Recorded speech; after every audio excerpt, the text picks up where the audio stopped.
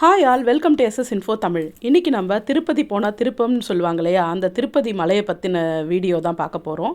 திருப்பதி மலைக்கு போக சான்ஸ் கிடச்சிது எங்களுக்கு. அதை போயிட்டு அதுக்கப்புறம் அதுக்குள்ளே சுற்றி இருக்க கோயிலையும் பார்க்க வேண்டிய வாய்ப்பு கிடச்சிது ரொம்ப வருஷம் கழித்து. அதை பற்றின தகவல் தான் இது. நாங்கள் சென்னையிலேருந்து ட்ரெயின் ஏறி திருப்பதி போய் ரீச் ஆகிட்டோம். திருப்பதியிலேருந்து கீழ்த்திருப்பதிலேருந்து மேல் திருப்பதிக்கு போனோம். என்ட்ரன்ஸ்லேயே நம்ம எப்போவுமே வரவேற்பார் பாருங்களேன் எல்லாரையும், கருட பகவான் அவர் தான் ரொம்ப பிரம்மாண்டமாக வரவேற்றிருந்தார். அதுக்கப்புறம் அப்படியே மேலே பஸ்லேயே போயிட்டு ஃபஸ்ட்டு வேலையாக டோக்கன் போட்டுட்டு அன்னப்பிரசாதம் சாப்பிட போயிட்டோம். ஏன்னா ரொம்ப பசியோடு இருந்ததுனால அந்த அன்னப்பிரசாதம் அப்படியே அமிர்த பிரசாதம் மாதிரி இருந்தது. ரொம்ப சூப்பரான அன்னப்பிரசாதம் கொடுக்குறாங்க நம்ம திருமலையில். அதை சாப்பிட்டு முடிச்சுட்டு எங்களோட தரிசன டைமு 9 மணி. அதனால் நாங்கள் ஒரு சீக்கிரமாகவே போயிட்டு ஆதார் கார்டு கொடுத்துட்டு கவுண்டரில் க்யூவில் போயிட்டோம். எப்படி நீங்கள் கூட்டம் இருக்கோ இல்லையோ, எவ்வளோ கூட்டம் இருந்தாலும் சரி, நீங்கள் குறைஞ்சது ஒரு 5 மணி நேரம் ஆகும் 300 ரூபாய் தரிசனம் முடிக்கிறதுக்கு. ரொம்ப அருமையான சாமி தரிசனம் பார்த்து முடிச்சுட்டு வெளியில் வந்தால் இவ்வளோ கூட்டம் இருந்ததுங்க. இந்த கூட்டம் தான் சாட்சிங்க. எவ்வளோ கூட்டம் பாருங்களேன். அவ்வளோ பேர் அவரை தரிசிச்சுட்டு போகிறதுக்காக, அவரை பார்த்துட்டு வந்தோன்னா அவ்வளோ ஒரு மன அமைதி கிடைக்கும். நாங்கள் கொஞ்சம் நேரம் ரெஸ்ட் எடுத்துகிட்டு காலையில் எழுந்திரிச்சு இந்த பிளேஸ்லாம் சுற்றி பார்க்கலான்ட்டு அது ஒரு பேக்கேஜ் இருந்தது. வேணுகோபால சுவாமி கோயில், ஜப்பாலி, ஆகாசகங்கா, பாப விநாசம், ஷிலாத்தோரணம், கோவிந்தராஜசாமி, இத்தனை கோயிலுக்கும் இது திருப்பதி மலையை சுற்றி இருக்க கோயில். இத்தனை கோயிலுக்கும் பார்த்திங்கன்னா வெறும் 120 ரூபாய் சார்ஜஸ்லேயே பஸ்ஸில் கூட்டிகிட்டு போகிறாங்க. அதுக்கு நீங்கள் பாலாஜி பஸ் ஸ்டாண்ட் போயிடணும். பாலாஜி பஸ் ஸ்டாண்ட் போயிட்டிங்கன்னா அங்கேருந்து பஸ்ஸு போகுது. நாங்கள் ஃபஸ்ட்டு போன இடம் பார்த்திங்கன்னா ஸ்ரீவாரி பாதலு. இது திருப்பதி சுவாமி திருப்பதி உருவாகும் போது ஃபஸ்ட்டு காலடி எடுத்து வச்ச தடம் இதுதான். இது முன்னாடி எல்லாம் ஓப்பன்லேயே இருந்தது. இப்போ தொட்டு தொட்டு சிதிலம் அடைகிறதுனால அதை க்ளோஸ் பண்ணி வச்சுருக்காங்க. அவரை முதல்ல நல்ல பாதத்தை நல்லபடியாக தரிசனம் பண்ணிவிட்டு அங்கேருந்து நீங்கள் நின்று பார்த்தீங்கனாலே அந்த வியூ பாயிண்ட்லேருந்து திருப்பதி மலையே நம்மளுக்கு தெரியும். அந்த வியூ பாயிண்ட்டையும் பார்த்துட்டு அங்கேருந்து அப்படியே இறங்கி வந்தோம். இறங்கி வந்தீங்கன்னா பார்த்தீங்கன்னா ஒரு மரத்தில் பார்த்தீங்கன்னா 2 மர அணில் ஜோடியாக விளையாடிட்டு இருந்தது. ரொம்ப மனுஷால் நடமாடுறாங்களேன்ற பயமே இல்லை அதுக்கு. நல்லா ரொம்ப எல்லார் கூடயும் இன்ட்ராக்ட் ஆகிட்டு ஜாலியாக விளையாடிட்டு இருந்தோம். அது ரொம்ப நேரம் பார்த்து ரசிச்சுட்டு இருந்தோம். நம்ம ஜூலெல்லாம் போனால் தானே இதெல்லாம் பார்க்க முடியும். ஏதாவது சாப்பாடு கொடுத்தா கூட சாப்பிடும் போல இருக்குது. எங்களுக்கு கொடுக்க பயமாக இருந்தது. அதுக்கப்புறம் அப்படியே கீழே வந்தீங்கன்னா இந்த மாதிரி தான் இருந்தது. சூப்பராக கட்டியிருக்காங்க அந்த பாதையெல்லாம். அதுக்கப்புறம் அந்த இயற்கையாகவும் அந்த மரத்தெல்லாம் ஒரு காடுக்கு போகும்போது நம்ம அந்த காட்டை எதுவும் பண்ணாமல் நல்லபடியாக வச்சுக்கிட்டோன்னா அந்த அழகே நம்மளுக்கு திருப்பி கொடுக்கும். அதுக்கப்புறம் 2வது போன பிளேஸ் தான் இந்த தசாவதாரம். ஒரு பார்க் மாதிரி இருக்குது. அங்கே ஃபுல்லாக இந்த தசாவதாரம் சிலை வச்சுருக்காங்க. ரொம்ப அழகாக இருந்தது அதை பார்க்குறதுக்கு. அதை முடிச்சுட்டு அப்படியே நாங்கள் சக்கர தீர்த்தத்துக்கு போயிட்டோம். சக்கர தீர்த்தம் பார்க்குறதுக்காக. இதுவும் அந்த 6 பிளேஸில் ஒரு முக்கியமான பிளேஸு. அந்த போகிற சக்கர தீர்த்தத்துக்கு போகிற பாதையெல்லாம் பார்த்திங்கன்னா அழகான படிக்கட்டு போட்டு சிமெண்ட்டால் சூப்பராக பண்ணியிருக்காங்க. எல்லாராலையும் ஈஸியாக, குழந்தைங்க பெரியவங்க எல்லாருமே நல்லா ஈஸியாக போயிட்டு வர முடியும். 2 பக்கமும் பார்த்திங்கன்னா ஃபென்சிங்கும் போட்டு ஒரு சேஃப்டியும் இருக்குது. அனிமல்ஸும் வராமல் இருக்கிறதுக்கு மான்கள் அதெல்லாம் நிறைய இருக்குதுன்னு சொல்லுவாங்க இல்லையா திருப்பதியில். அதுவும் நம்மளை எதுவும் பண்ணாத அளவுக்கு நல்லா இருந்தது. அந்த சக்கர தீர்த்தம் போய் பார்த்தோம். நாங்கள் போன நேரத்தில் கொஞ்சம் தான் தண்ணி இருந்தது, ஆனால் சொட்டிட்டு தான் இருந்தது.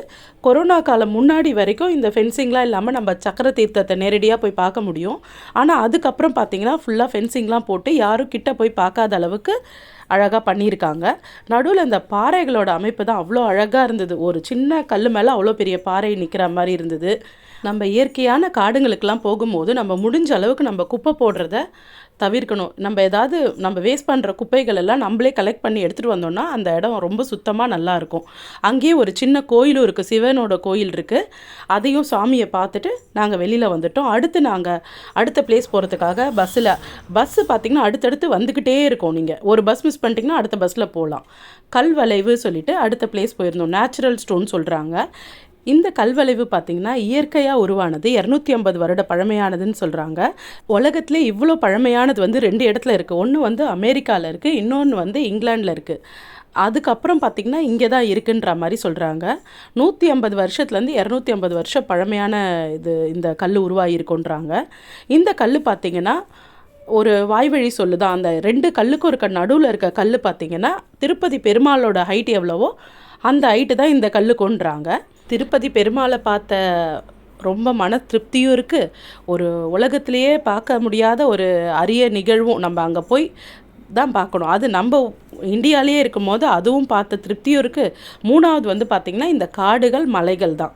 நம்ம இயற்கையாக நம்ம இவ்வளோ அழகாக மெயின்டைன் பண்ணுறாங்க பாருங்கள்.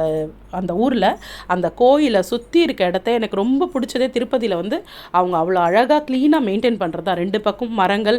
நம்ம என்ன பண்ணணும்னா நம்ம வந்து எடுத்துகிட்டு போகிற குப்பையை தயவுசெய்து அங்கே போடாதீங்க.